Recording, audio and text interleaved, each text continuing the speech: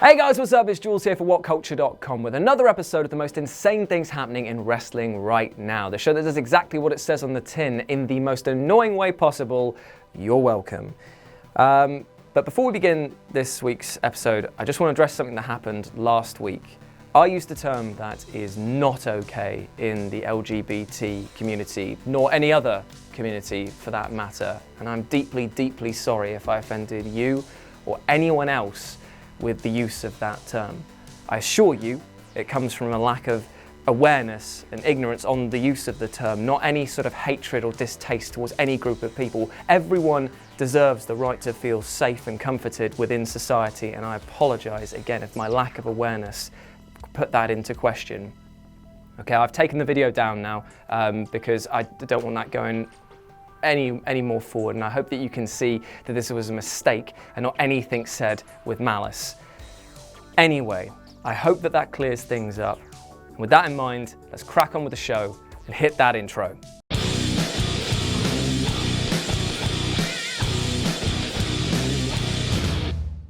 So, let's talk about Enzo Amore, because he has been a busy little bee this week. At Survivor Series, during the match between the AOP and The Bar, he hijacked the show, removing his bizarre wig and coat. He stood on his chair and ran through his realest guy in the room routine before being forcibly removed from said room.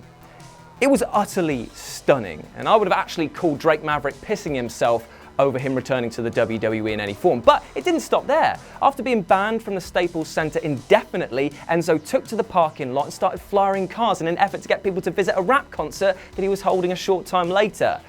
According to sources that went to the event, a head count revealed that to be pretty low. Bada boom! 35 guys in the room, how you doing?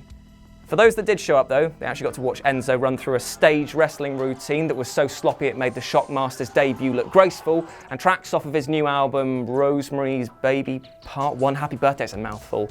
But I'm not going to go through all the tracks, but there was just one in particular that just made us giggle here at WhatCulture. It's from Live a 30 for 30. What's it about? No idea. But here's the line.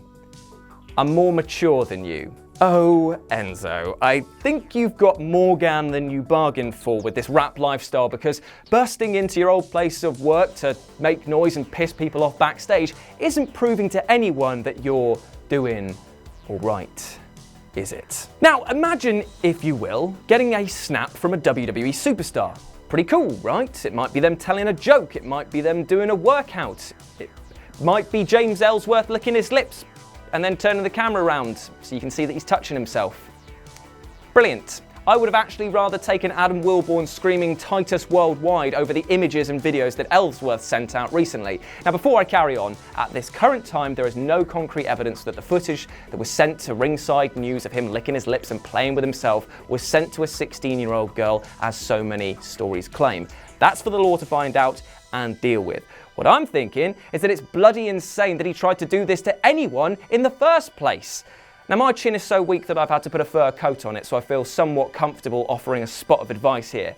If you're not the most classically handsome dude, you're best off using self-deprecating charm, reasonable sense of humour, and a quiet charisma maybe to appeal to prospective suitors. So therefore, if you look like Ellsworth does, and you decide your seduction technique is pretending to lick your lips to like you're stuffing some genitalia in your mouth, then you're gonna look like an utter creep. So yeah, keep your eyes on this one, guys, because the next pay-per-view that he could be appearing at is Ellsworth and a Sellsworth. Recently, Nick Cage was supposed to wrestle Joey Ryan at Joey Janela's GCW LA Confidential event over the weekend. What a mouthful that is. Anyway, Ryan unfortunately was shelved because he tore his pec and therefore had to pull out. Now this left Janela in the lurch, so he had to make a decision on who to replace him with. Now, using his vast list of contacts, he finally settled on David Bloody Arquette. Yes, the former actor and former WCW heavyweight champion actually entered a credible gung-ho performance in the context of deathmatch wrestling. Yes, that's right, Arquette was in a death match and ended up taking a pizza slice to the skull and mouth and a light tube shot right to the head. Then things went very non-Sunday school when Gage worked Arquette's neck with broken shards of glass. I feel sick just thinking about it. Thank you very much, wrestling. It was absolutely pissing blood at one point, but it turns out after the match had ended that this was actually a bit of a mistake. because, you know, you're not actually meant to kill people in the ring. He revealed later, Arquette that is, that he became aware of the close proximity of the weapon to his neck, and then he panicked and hooked Gage's leg. This drove his glass into his neck. Obviously, that was never meant to happen. After the dust and possibly lethal light tube spores had settled, Arquette confirmed that he's never going to wrestle another match like that again, and I think we can all be thankful for that. And I would argue that it actually goes a long way of paying off his seriously, he was WCW champion debt quite a bit. However, Arquette getting cut crazy close. Are you having a giraffe? And now to our foreign correspondent, Phil, with Giraffe Watch. Jules, I found a giraffe. Oh, it's just a zebra. So now on to a few small moments that just made watching SmackDown and Raw that little bit more weird. Firstly, we had the one and only Jonathan Coachman, who confirmed to the world that yes, breaking news, that Nia Jax's fist actually connected with Becky's face.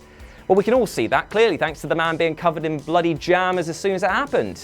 What would have been a better statement would have been that Nia Jax lamped Becky because she has freight trains for fist and no one at the driving seat.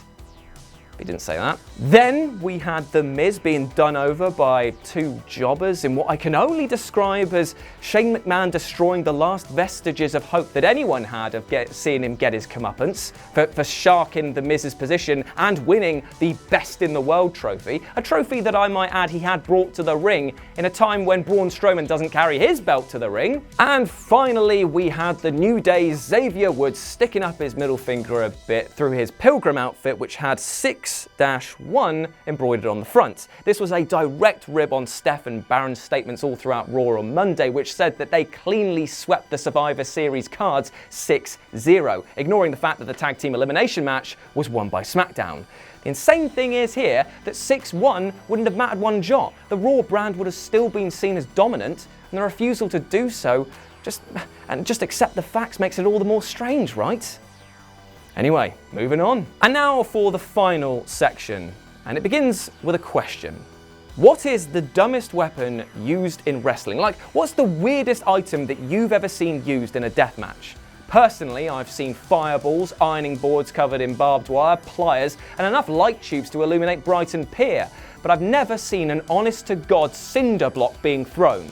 Until this week, in which fans pointed out a clip from Lucha Boom, which show a Mexican wrestler, Angel O Demonio, use a ton of unnecessary force and throw a brick at the back of another wrestler's head. And this wasn't a fake brick either, this was a real bit of masonry, and it hit the poor lad in the back of the head with such force that it knocked him out, and he's now had to undergo surgery to remove a blood clot from his brain. This should never have happened, and while Angel did state that it was an accident, he was also in the midst of saying that he didn't appreciate some of the heavy chair shots that he was receiving just before it happened. Either way, this clip, which is so hard to watch, is easily the most insane thing happening in wrestling this week, and therefore gets the now coveted Insane Things Award.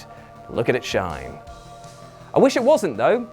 This is a horrible situation, but it's just bloody mad. And there we have it. Those are the most insane things happening in wrestling right now. Thank you so much for watching, and as per usual, let me know what you thought about it down in the comments section below, and I hope you all have a bloody good weekend, whatever you get up to. I'm also going to start doing some birthday shout-outs, so if it's your special day next week or soon, then let me know alongside a little message, and I'll read them out for you next week. Massive thank you to Adam Nicholas and to Michael Sidgwick for editing and writing duties respectively, and as always, I've been Jules. You have all been awesome, and I'll speak to you soon. Bye. U was jest Giraffe?